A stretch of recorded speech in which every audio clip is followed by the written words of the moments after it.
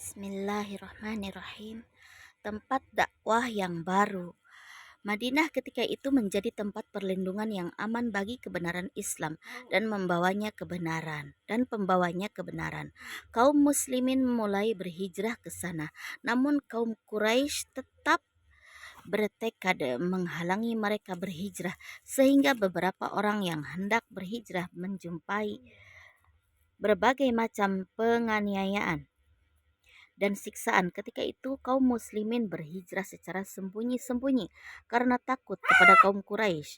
Berbeda dengan hijrahnya Umar bin Khattab yang menandakan keberanian dan ketantangan, karena ketika itu ia menyandang pedangnya dan membawa panahnya tatkala keluar menuju Ka'bah dan bertawaf di sana. Kemudian ia tampil di hadapan kaum musyrikin dan berkata kepada mereka, "Barang siapa yang ingin istrinya menjadi janda atau anaknya menjadi yatim, hendaklah ia menemuiku, karena aku akan berhijrah."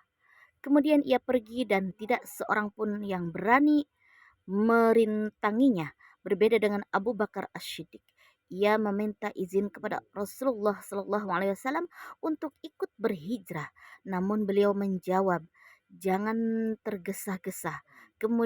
Mudah-mudahan Allah memberimu teman untuk berhijrah."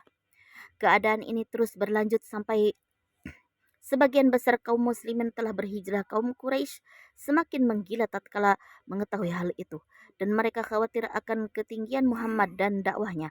Lalu mereka memusyawarahkan hal ini dan mereka bersepakat untuk membunuh Rasulullah SAW. Abu Jahal berkata, "Menurut pendapatku, kita memberi sebilah pedang kepada pemuda yang kuat dan dari masing-masing kabilah kita."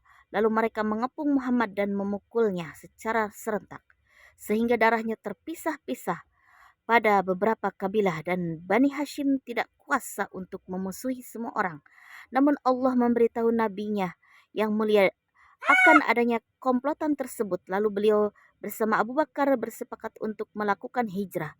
Pada malam harinya Rasulullah SAW meminta Ali bin Abi Thalib agar tidur di tempat beliau, sehingga orang-orang mengira bahwa beliau masih ada di rumah. Beliau juga memberitahu Ali bahwa ia tidak akan mendapatkan paksaan dari mereka. Para komplotan ini pun tiba dan langsung mengepung rumah Rasulullah. Mereka melihat Ali berada di tempat tidur dan menganggap ia adalah Muhammad SAW. Lalu mereka menunggunya keluar untuk selanjutnya menghabisi dan membunuhnya.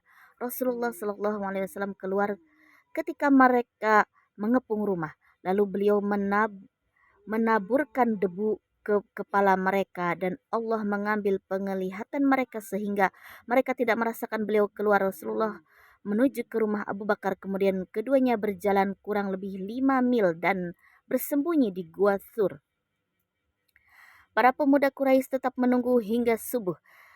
Ketika memasuki subuh, Ali bangkit dari tempat tidur Rasulullah SAW dan langsung jatuh ke tangan mereka. Lalu mereka bertanya tentang Rasulullah SAW.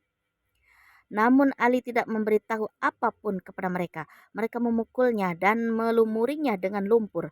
Namun tetap tidak ada gunanya. Kemudian kaum Quraisy mengirim pencarian di segala penjuru dan akan memberikan 100 ekor onta bagi siapa saja yang mendapatkan Muhammad hidup atau mati. Dalam pencarian itu mereka sampai ke Gua Sur.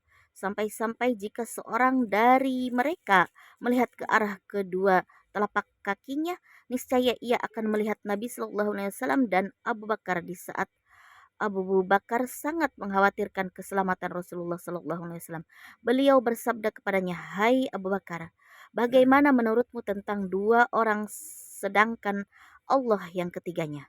Janganlah kamu khawatir, sesungguhnya Allah bersama kita." Namun anehnya mereka tidak melihat Nabi dan Abu Bakar. Keduanya tetap berada di gua selama 3 hari dan kemudian berangkat ke Madinah. Ketika itu perjalanan sangat panjang dan terik matahari sangat menyengat. Pada waktu sore di hari kedua, keduanya melintasi sebuah kemah yang di dalamnya ada seorang wanita bernama Ummu Ma'bad. Keduanya meminta makanan dan minuman darinya, namun keduanya hanya mendapati seekor kambing yang sangat kurus, yang karena lemahnya tidak bisa pergi ke tempat pengembalaan dan tidak memiliki air susu setetes pun. Lalu Rasulullah Shallallahu Alaihi Wasallam bergegas menghampirinya dan mengusap-usapnya, lalu memerahnya hingga memenuhi satu wadah besar. Ummu Ma'bad terdiam heran atas apa yang dilihat, dan mereka semua meminumnya sehingga mereka merasa kenyang. Lalu Rasulullah memerahnya kembali hingga memenuhi wadah tersebut dan meninggalkannya untuk Ma'bad. Setelah itu beliau melanjutkan perjalanannya. Penduduk ke Madinah telah mengawasi kedatangan beliau dan menunggu beliau setiap hari. Di luar Madinah, pada hari kedatangan beliau, mereka menyambut beliau dengan gembira. Beliau singgah di Kuba, di pinggir kota Madinah, dan menetap di sana selama 4 hari. Di sana beliau membangun Masjid Kuba, yaitu masjid yang pertama kali dibangun dalam Islam. Pada hari kelima, beliau berjalan ke Madinah dan kebanyakan kaum Ansor berusaha meraih Rasulullah Shallallahu Alaihi Wasallam dan memperoleh kemuliaan dengan menjamu beliau di sisi mereka.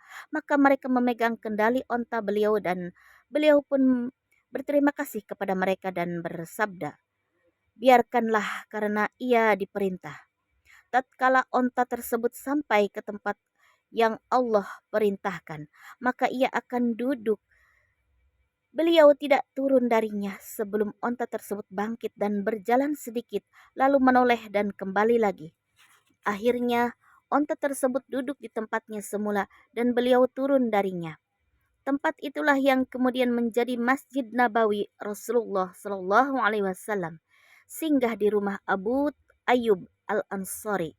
Sedangkan Ali bin Abi Thalib, ia tetap berada di Mekah selama 3 hari sepeninggal Nabi Shallallahu Alaihi Wasallam. Kemudian keluar menuju Madinah dan berjumpa dengan Nabi Shallallahu Alaihi Wasallam di Kuba.